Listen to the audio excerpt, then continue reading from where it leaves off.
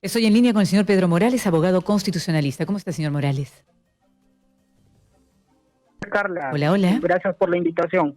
Sí, Gracias a buenas usted. noches, Carla. ¿Cómo está? Gracias a Gracias por usted. la invitación. A usted por Gracias, estar a con tus nosotros. órdenes. Bueno, ¿por qué, señor Morales, la mayoría de los economistas y periodistas, siguen criticando de manera tan apasionada, pero tan apasionada, la decisión del Congreso con respecto a la devolución de los fondos de la ONP? ¿Por qué cree usted? Bueno, primero porque creo que hay un desconocimiento y hay una campaña para hacer creer a la población que se va a afectar los fondos de la ONP, y no es así, ¿no? He escuchado y he visto a muchos entendidos también del derecho que han apelado a la inconstitucionalidad de la norma aprobada por el Congreso de la República, haciendo o señalando dos artículos de la Constitución: el artículo 12, que habla sobre la intangibilidad de los fondos y las reservas de la seguridad social, y el artículo 79, que habla referente a que los congresistas no tienen iniciativa de gasto.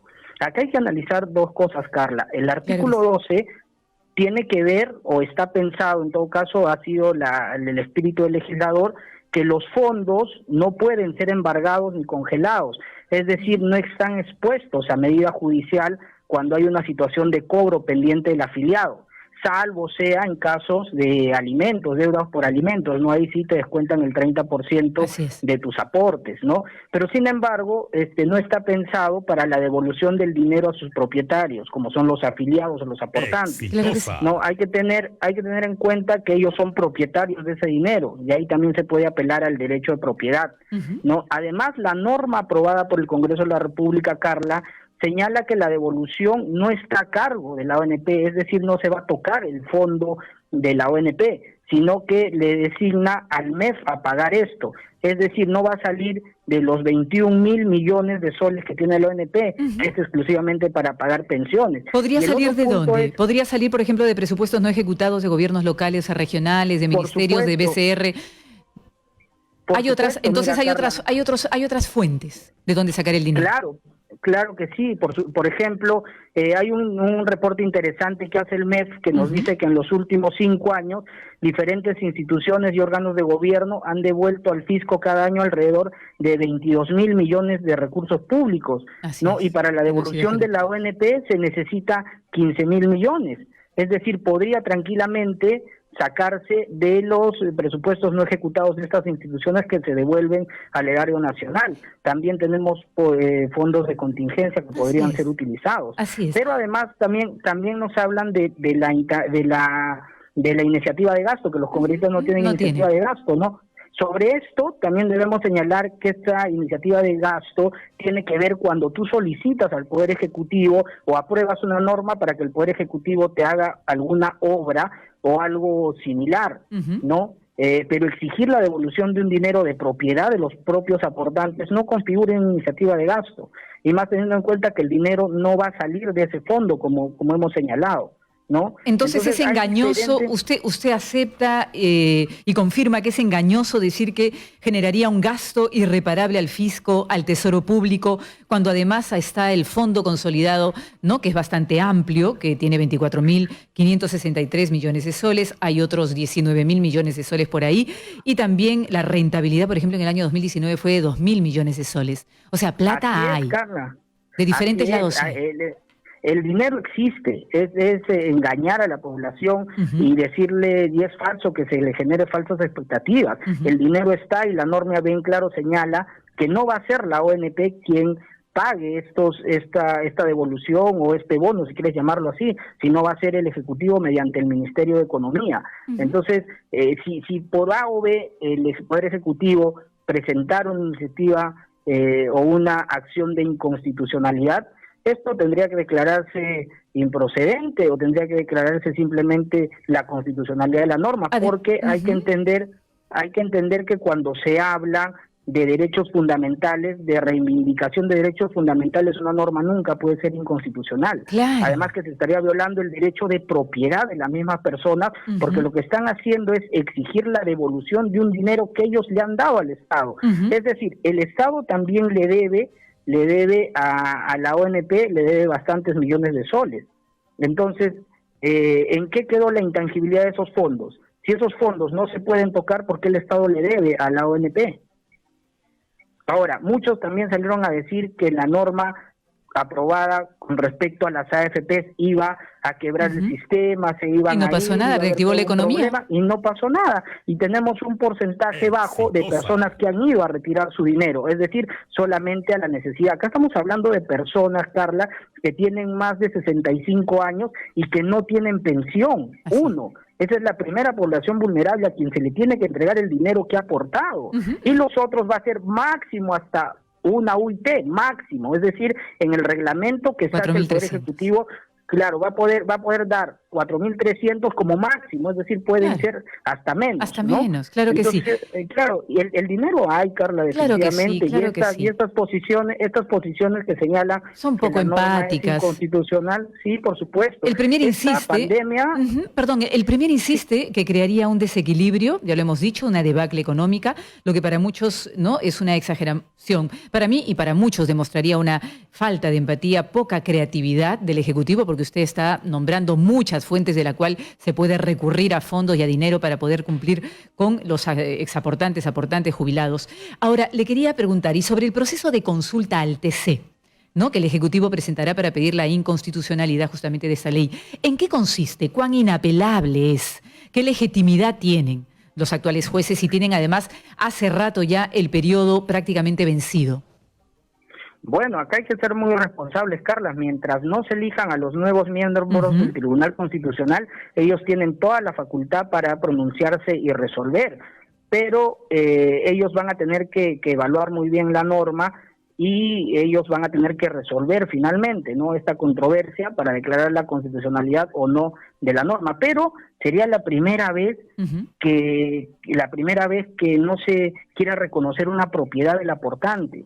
Además, se debe tener en cuenta que las normas que reivindican, como dije, los derechos fundamentales no pueden ser considerados inconstitucionales. Entonces, el Ejecutivo está en todo el derecho de presentar su acción de inconstitucionalidad y los magistrados del tribunal en resolverla, pero tienen también que sopesar y ponderar estos derechos. Estamos hablando también del derecho de propiedad. Es decir, que la demanda de inconstitucionalidad no suspende una ley. ¿Es lo que está diciendo? No la va a suspender. Okay. No la va a suspender en cuanto, supongamos, acá hay dos escenarios. El Ejecutivo puede aprobar la norma y presentar su acción de inconstitucionalidad, o observarla y el Congreso aprobarla por insistencia. Así es. Tiene 15 días, entiendo, para publicar el reglamento. A partir de eso, de publicar la norma, de aprobar el reglamento, la población va a tener 30 días para pedir el 50% de la devolución de sus aportes y después en 90 días el saldo restante. Es decir, en ese tiempo, en ese lapso, las personas van a ir a solicitar el retiro y el Tribunal Constitucional va a tener que admitir la demanda, estudiarla y resolverla. Y en eso va a pasar de repente mucho más tiempo desde que sea aprobada la norma y aprobado el reglamento. Quiero un ratito volver al tema de la intangibilidad, porque es un tema, un término y un tema un poquito confuso para muchos, poniéndome a mí en primer lugar. Que los fondos son intangibles significa que no pueden ser sujetos de deudas de ningún tipo, ni expropiados ni usados para fines distintos a los previsionales. Lo raro de esta argumentación, y a eso yo voy, es que dicen por un lado que los fondos no existen. Entonces, si no existen, no están siendo afectados.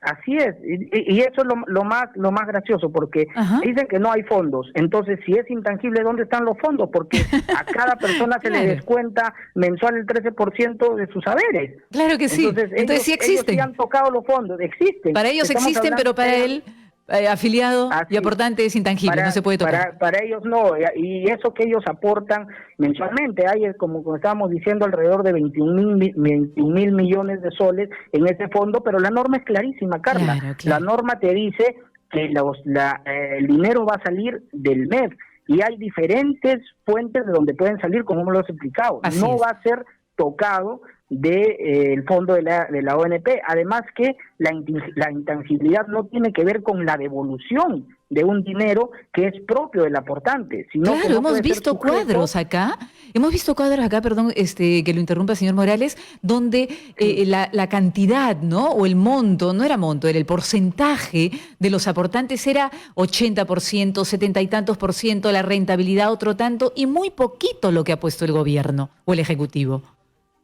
Así es, Carla. Mira, esta situación de emergencia, de pandemia que estamos viviendo, exige a las autoridades a ser más empáticos con la Así es. población y sobre todo con la población más vulnerable que necesita su dinero. Es justo y es ya necesario, además por la urgencia, que gente que no tiene que vivir, de qué vivir y de qué comer y qué llevarle a su familia tenga pues el derecho de que se les devuelva el dinero, no les estás regalando, Es no su estás plata. no estás creando un fondo especial ni un Reactiva Perú, Claro, lo que estás claro. haciendo es devolverle el dinero Lo que que ellos se les aportan ha mensualmente. O sea, ¿qué descontado. pasa si una persona que no ha llegado a los 20 años Ujú. no va a tener una pensión? ¿Y dónde está Claro. ese dinero? ¿Y ¿Y cómo queda dónde ellos? Y en una queda? situación Claro, se especial como esfumó. ella, ahora, así, esta es una situación excepcional y temporal, no es para siempre. Ah, claro que sí. Y además yo le pregunto, ya esto escapa a lo constitucional y técnico, ya esto es un tema hoy por hoy social y psicológico,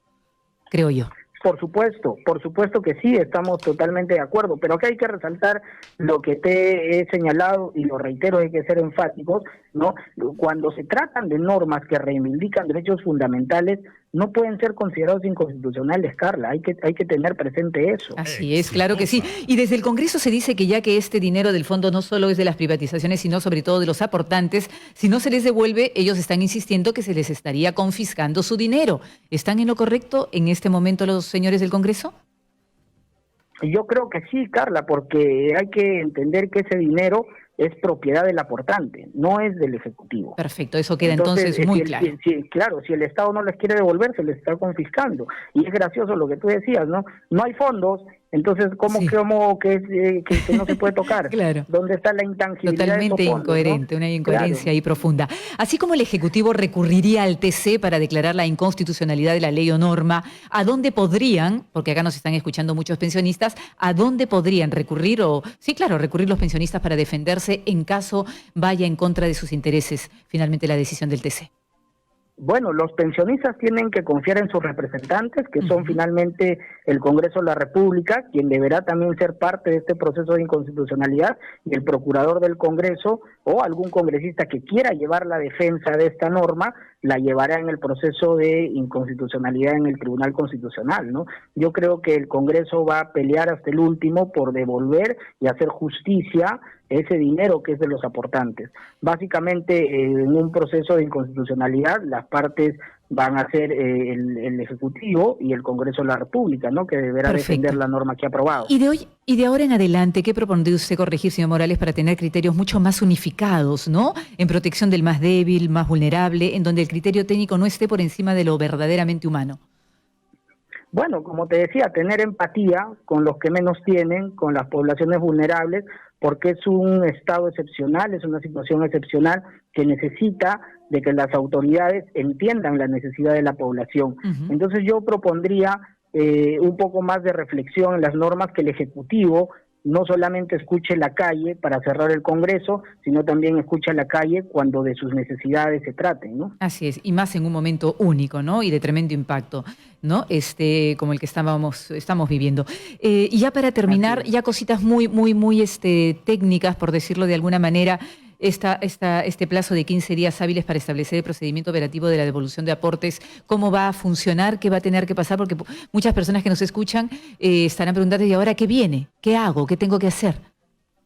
Bueno, una vez aprobada la norma, lo que te dice la ley es que el Ejecutivo tiene 15 días Ujú. para sacar el reglamento, que tiene que ser concordado además entre el Ministerio de Economía y Finanzas y la ONP. Ok, Después de esto, tú vas a tener 30 días para solicitar el 50% de los aportes que según el reglamento te van a corresponder. ok. Y después de eso, 90 días para cobrar el saldo que te corresponde, ¿no? Wow, Eso es wow. para las personas que están aportando, pero para las personas que tienen 65 años a más y que no tienen pensión, ojo, que no tienen pensión, Va a a ellos ser sí más se les va a rápido. devolver la totalidad de sus aportes en los 30 días, En 30 ¿entiendes? días, lo otro en 90 días, es un montón. Estamos En hablando de 90 días el saldo, el saldo, sí. ok, el saldo, no la Ujú, totalidad. Ok, yo le agradezco, no así sé es. si quiera decir algo más para cerrar.